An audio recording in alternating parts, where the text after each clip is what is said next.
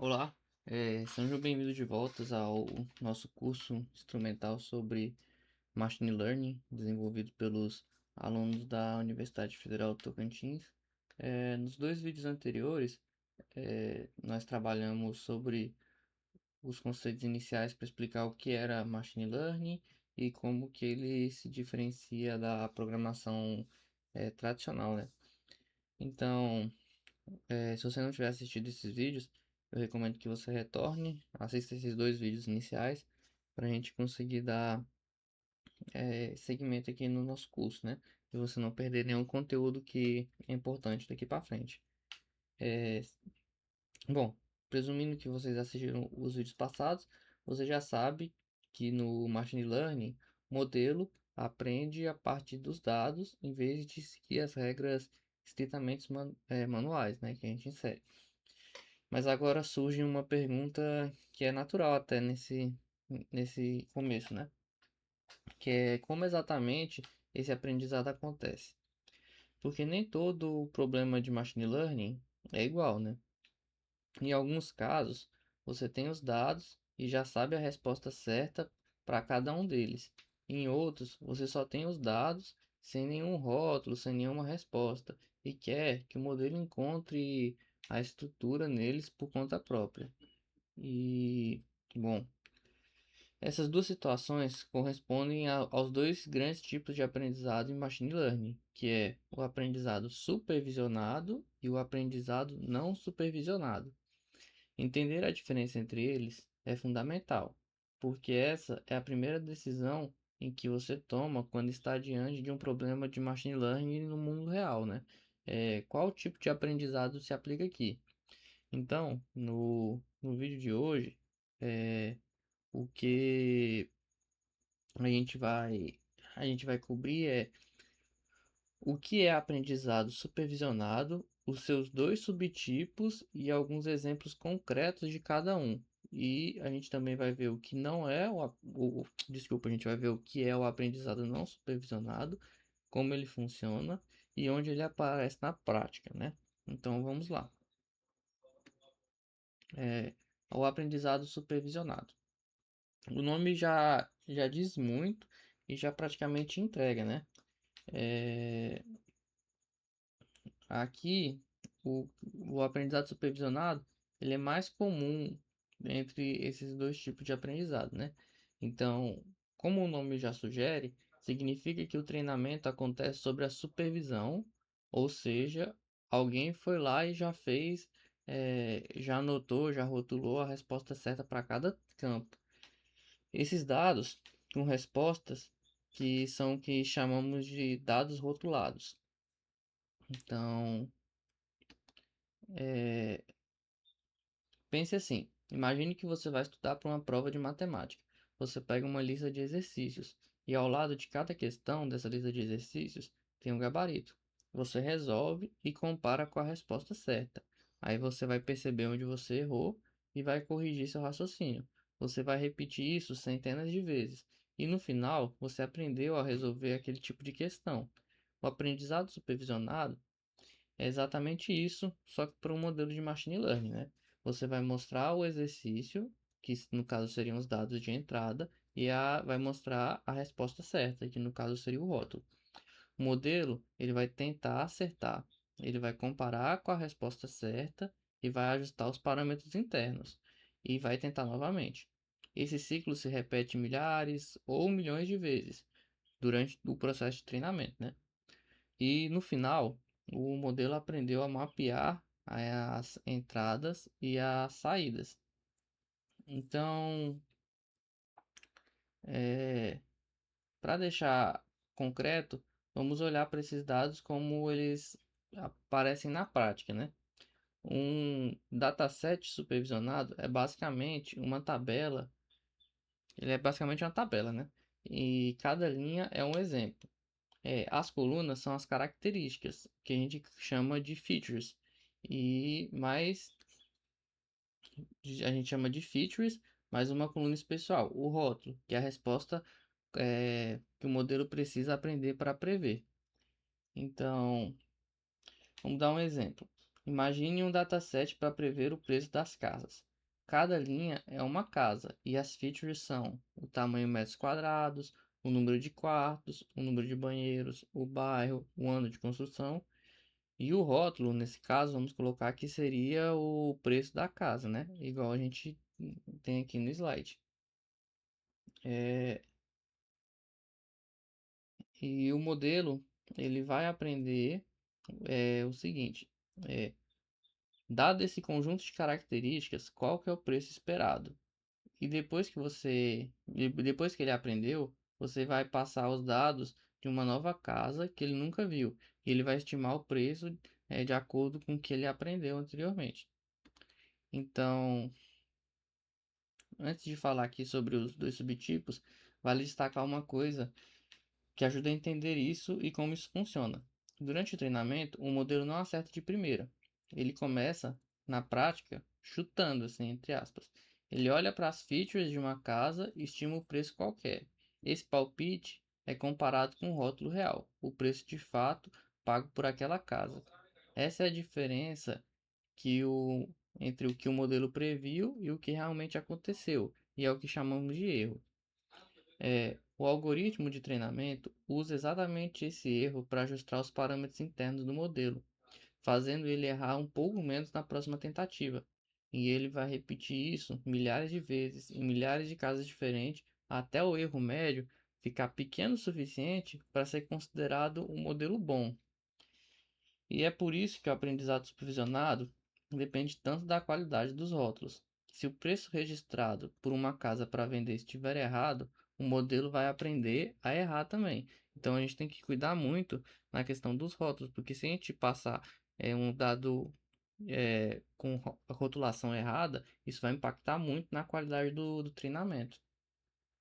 Então, agora, dentro do aprendizado supervisionado, existem dois subtipos, e a diferença está no tipo do rótulo que você tem. Então, a gente tem aqui demonstrando, né, que seria os dois subtipos, que o seria o de regressão e é de classificação.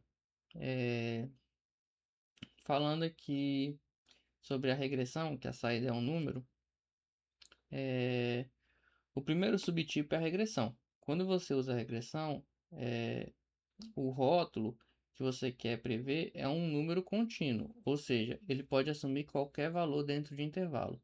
No exemplo que a gente deu anteriormente das casas, o preço é um número contínuo, pode ser de 250 mil, 487.300, 1.200.000. Ele não é uma categoria, ele é um valor numérico. Então, esse seria um problema de regressão, né?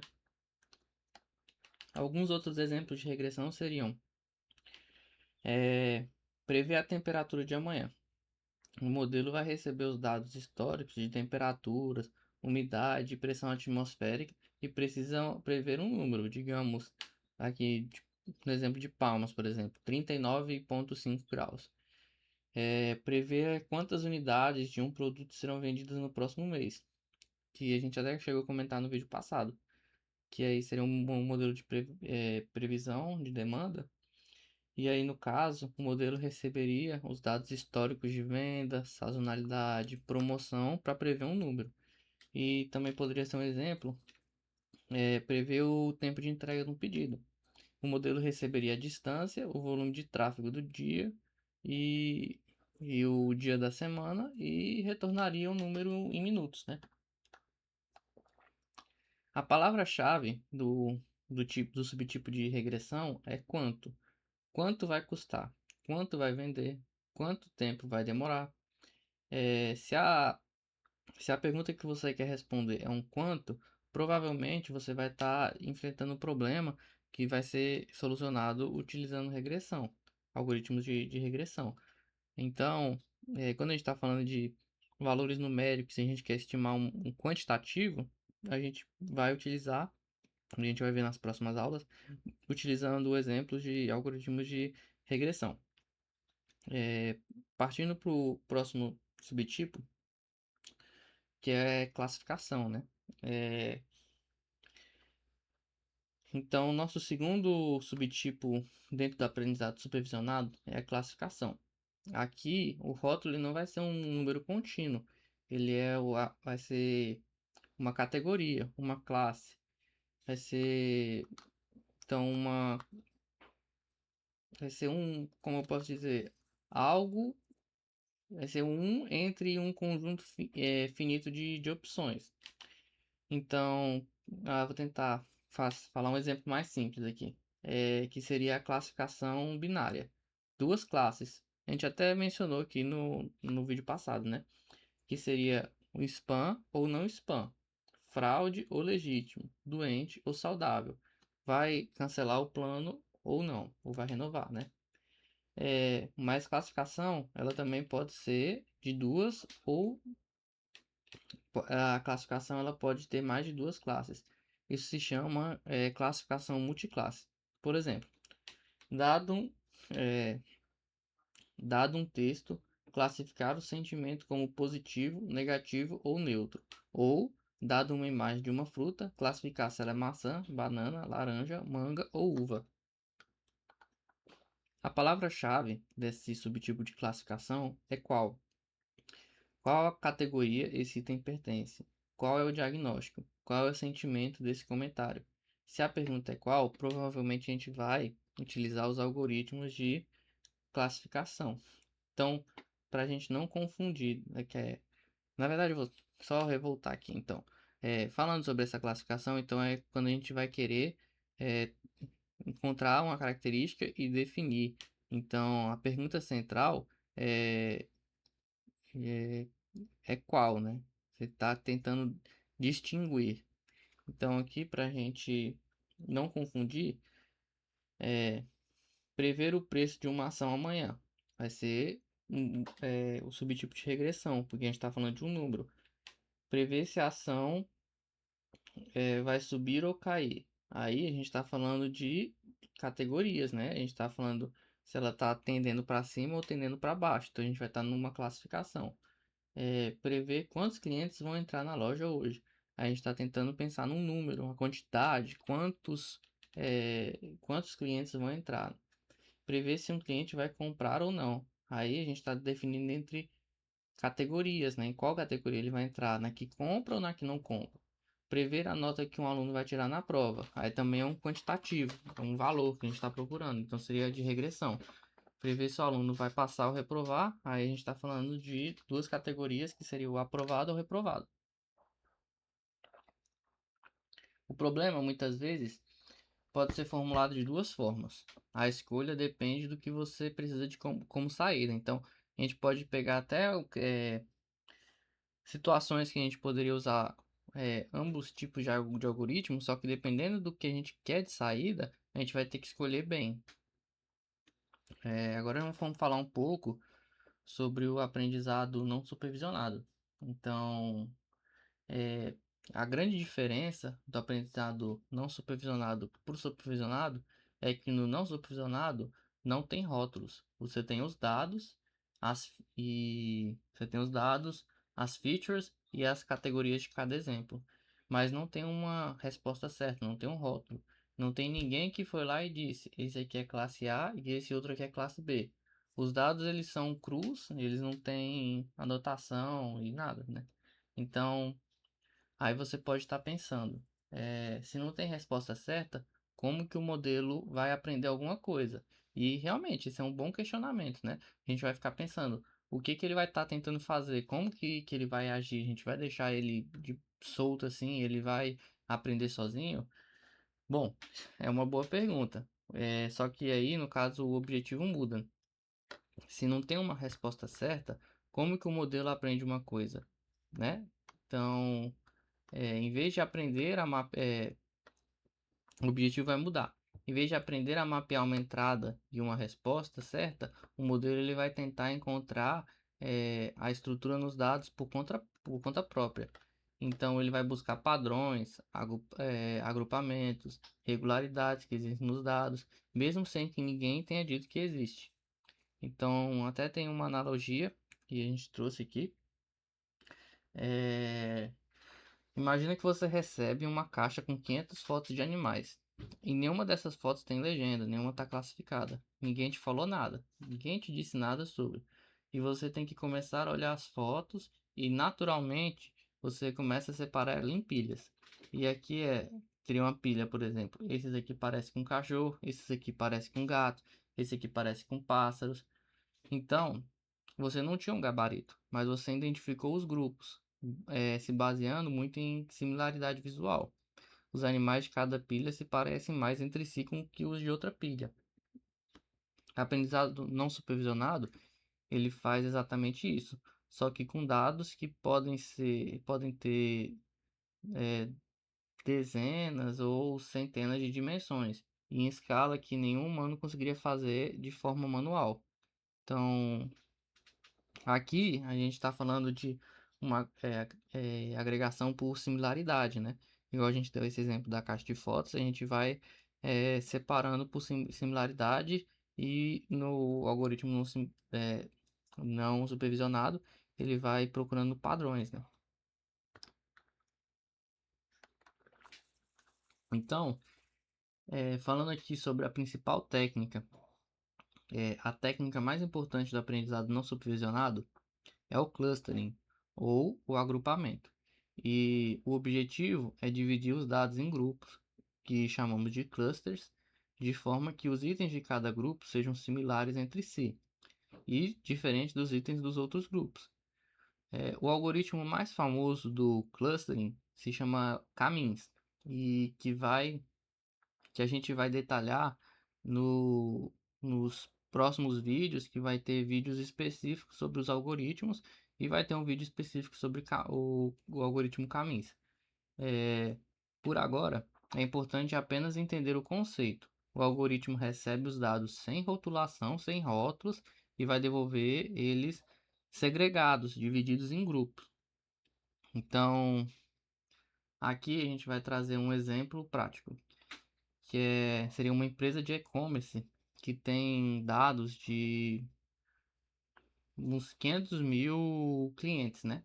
E para cada cliente, é, a frequência de compras, o valor médio por pedido, categorias que compra e há quanto tempo é cliente e a última data de compra. Então, sem o machine learning, um analista tentaria criar segmentos de forma manual, entre, se fosse assim, clientes VIPs, clientes ocasionais, clientes inativos, mas assim, ia esbarrar em algumas coisas, tipo, como, como que ele ia definir exatamente essas fronteiras? E como garantir que esses três grupos são os mais úteis que ele poderia separar? Com o clustering, você passa todos esses dados para o algoritmo, sem dizer quantos grupos existem e nem quais eles são, né? E ele pode descobrir, por exemplo, que existem 5 grupos naturais dos dados, que no caso poderia ser o grupo 1, compra frequente. Grupo 1, compra frequente com valor alto e variedade de categorias. O cliente é um cliente, como posso dizer, que ele é muito fiel. Então, poderia dividir em um segundo grupo como compra frequente com baixo valor, mas que compra sempre na mesma categoria, que seria um cliente de hábito, né? Um cliente habitual. Ou então num grupo 3 que ele comprou muito no passado, mas parou tem um certo período de tempo, de 6 meses, que é um cliente em risco de ser perdido, né? E o grupo 4, por exemplo, um cliente que nunca comprou muito e ele chega a acessar, só que ele não acaba convertendo, que seria um cliente que sempre está lá preenchendo, olhando, colocando no carrinho, mas de fato não converte muito. E o cliente 5 comprou uma vez e nunca mais, que seria um cliente pontual, né? Esses grupos separados, eles emergem dos dados. A empresa pode então criar estratégias diferentes para cada grupo, sem nem que tivesse definido algo antes desses grupos, né? Então, por exemplo, se eu tenho um cliente do grupo 4 que ele acessa muito e não converte, eles podem, tendo essa informação, lançar promoções específicas para abandono de carrinho, ou então ele lançar descontos para quem é um cliente habitual, né? igual lançam muitos programas de compra de recorrência e assim por diante. Então, outros exemplos onde o aprendizado supervisionado aparece. O Google Fotos. Não sei se vocês usam o Google Fotos, mas lá no Google Fotos ele tem uma aba que ele separa por pessoas, por pets, e ele separa de acordo pelo reconhecimento, né? Então, ele agrupa automaticamente a foto pelo rosto das pessoas que aparecem nelas. Você não precisa dizer, adicionar uma pessoa nova ou dizer o nome. Então, sem você falar quem que é, ele vai agrupar. Essas 300 fotos têm a mesma pessoa ou pessoas similares. Aprendizado não supervisionado. E também tem a detecção de anomalias. O modelo vai aprender o que é um comportamento normal em dados de transações bancárias. Quando aparece algo que foge desse padrão que ele aprendeu, ele sinaliza como uma anomalia. Isso é usado para detecção de fraudes, sem precisar de exemplos rotulados, né? Então, a gente não precisa entrar com todos os exemplos rotulados para falar qual uma transação que é normal e qual é uma transação anormal. Ele pode aprender de acordo com os dados que ele já tem. Também tem para compreensão de dados e redução de dimensionalidades. Tem as técnicas como PCA, de análise de comportamentos principais, que encontram as dimensões mais importantes dos dados e que eles descartam as redundâncias. Esse é útil quando você tem dados com centenas de variáveis e quer reduzir essas variáveis sem perder alguma informação essencial. E também é muito utilizado em recomendação, né?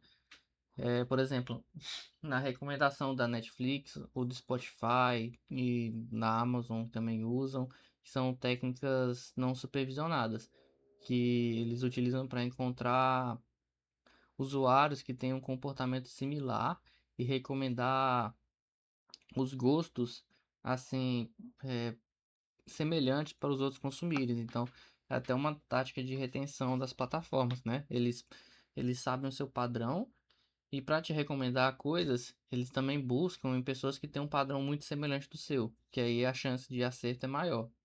É, Agora vamos mostrar como juntar tudo aqui numa comparação direta, né? Então, se a gente tem os dados rotulados, a gente usaria supervisionado.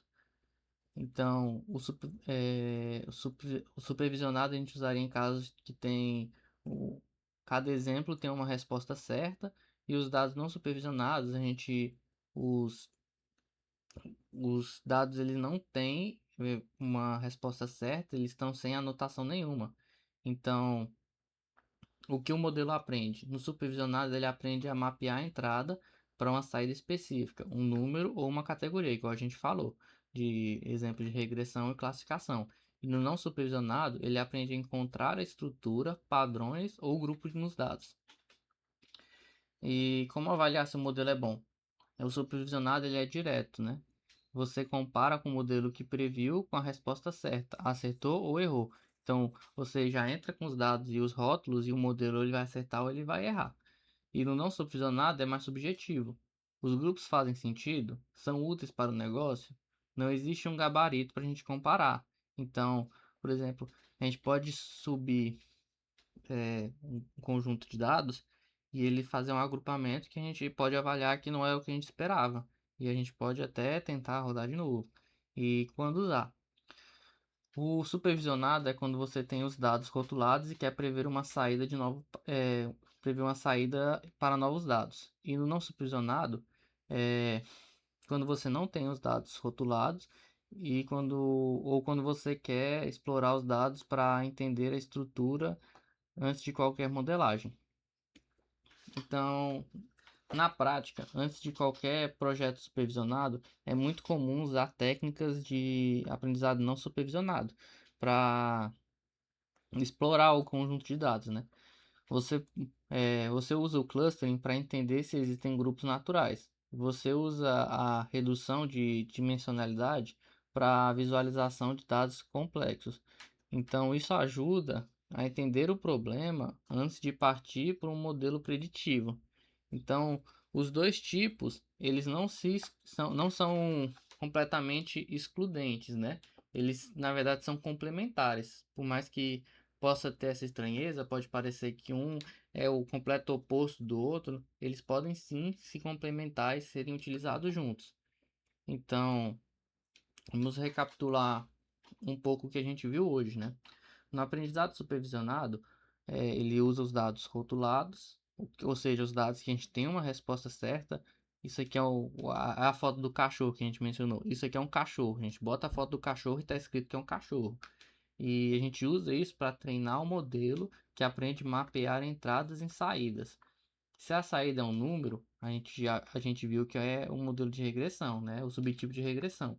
Se a saída é uma categoria, a gente é uma classificação. Então, é o tipo mais comum nos projetos de machine learning, é o de aprendizado supervisionado. Já o aprendizado não supervisionado, ele usa os dados sem rótulo algum, né? O modelo ele vai buscar a estrutura nos dados, isso por conta própria.